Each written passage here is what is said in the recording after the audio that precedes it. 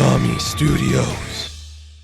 Batman issue 109. To say this was my favorite issue of the current crop of storytelling going on of Tynion is probably an understatement, because I really enjoyed what this issue presented. I think this was exactly what I needed from a Batman book in this current crop, because it's been a weird place for Batman. It's very neo-futuristic, a lot of new characters, a lot of weird stuff to go into, but it's pretty fine. And you know what? I think this issue is going to be like a lot of people's either turning off point or starting up point. If you're like, hey, this excites me, I can continue reading. But if this is where you're like, I'm done, I get that completely. So we open up the book again with like the stuff with like Bruce being infected by the Joker toxin, or the Scarecrow toxin, I should say. You get it. Then we cut to just some random place in Fort Grey.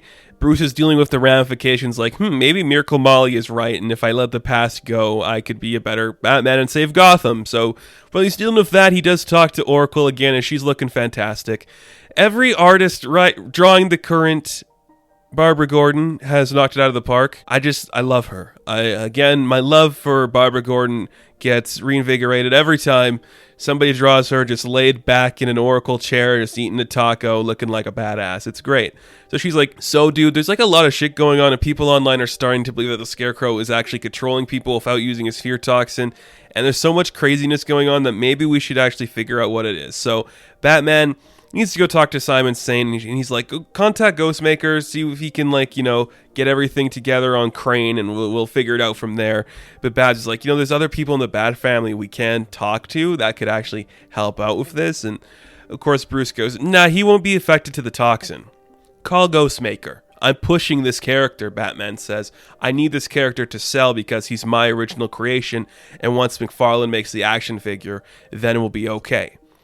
Call Ghostmaker.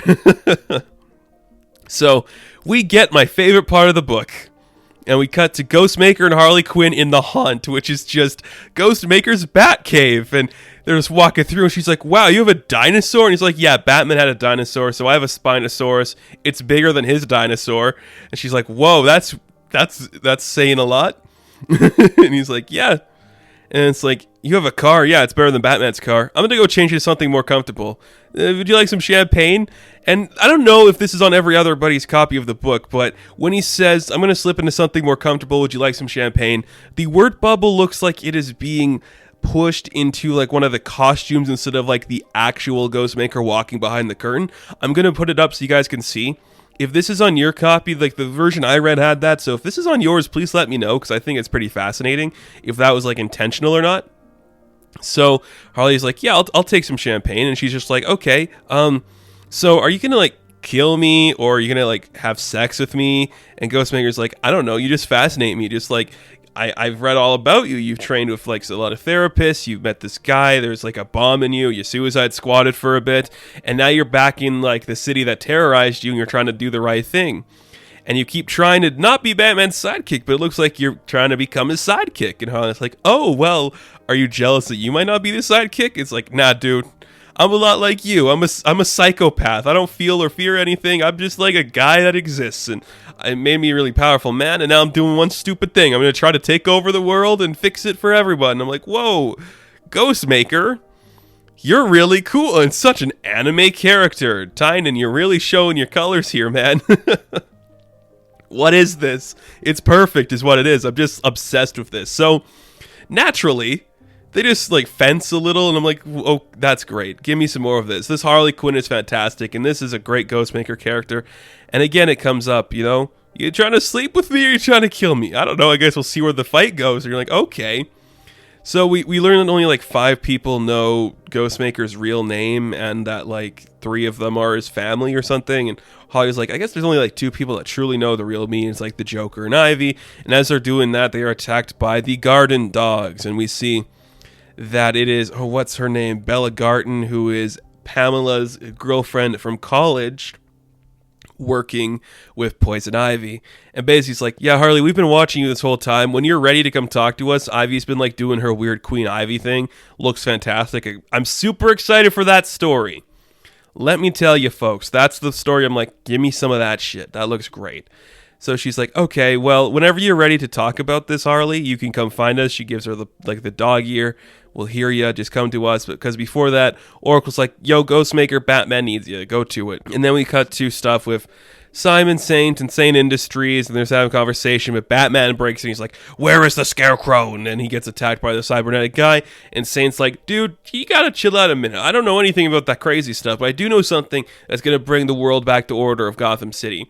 And I'll just show you. Let me give you a demonstration. I call him Peacekeeper 1, and then Sean Mahoney comes in, Peacekeeper Boy, and they get into a fight, and you're like, yeah, man, knock some asses around. I like it. This is Future State coming back into prominence, baby.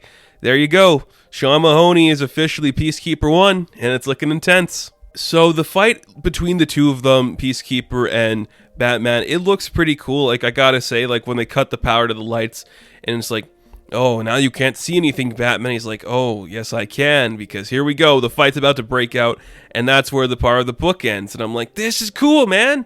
I like this. You know, just Batman just being an aggressive asshole, just breaking into Simon saying, like, where is the Scarecrow? What are you doing as a part of this? And getting attacked by Peacekeeper 1. I'm like, go for it, dude. The Harley and Ghostmaker stuff makes me so happy and excited. That was just adorable. I love it. Harley Quinn's a great character. I just love seeing her in a way that is presented perfectly. We do get a Ghostmaker backup in this again. And again, like last issue, we saw was like Kid Kawaii. And this time around, we're focusing on Brainstorm and his connection to the Ghostmaker character. We're really trying to establish like a backstory for Ghostmaker here, which I like. It's kind of cool. So, you know, this kid's got some powers. When he fights Ghostmaker, Ghostmaker tries to help him by sending him away, locking him up to get the help done that he needs, but it's just kind of like, you're a bad guy. And it's like, okie dokie, what's coming next down the pipeline? Kind of fun. It is kind of fun. And this issue, it goes pretty fast, but what we get is a really good story involving a lot of great stuff with Bruce Wayne being like, you know, I could probably do the right thing. Maybe Miracle Molly is the future, but I'm too old and stubborn to change it. And then it's just like, I'm Ghostmaker. I'm better than Batman at every conceivable way. I have a bigger dinosaur. And I just think that's amazing. I love it. I really do love it. It's so good. And this issue just sold me on everything this book is presenting. It's really fun and dynamic, and the artwork, again, is flawless. Just the colors and the patterns and everything. There's really nothing like it in Batman history. It's just so bright in a way that you're probably not expecting for Batman. There's a lot of, like, neon colors, and it works really well. So if you haven't jumped on, you should. But if this is where you're like, this is too much for Batman for me, too many new characters, too much like weirdness, not enough like Batmaning, I could see that being a place where people are like, I can't continue with this. But I won't complain about that because I think it's genuinely interesting and riveting. It looks really cool and dynamic, and the stuff is great. I can't wait to see what's happening with that Queen Ivy storyline. I think that's going to be a really fun one to explore. So, Batman issue 109, I am going to give a 7 out of 10. Now, thank you guys for watching this review. Be sure to like and subscribe to the channel. As always, you can check me out on Instagram, Patreon, Twitter, all that good stuff. And I will catch you in the next one. Have fun, stay safe, good luck.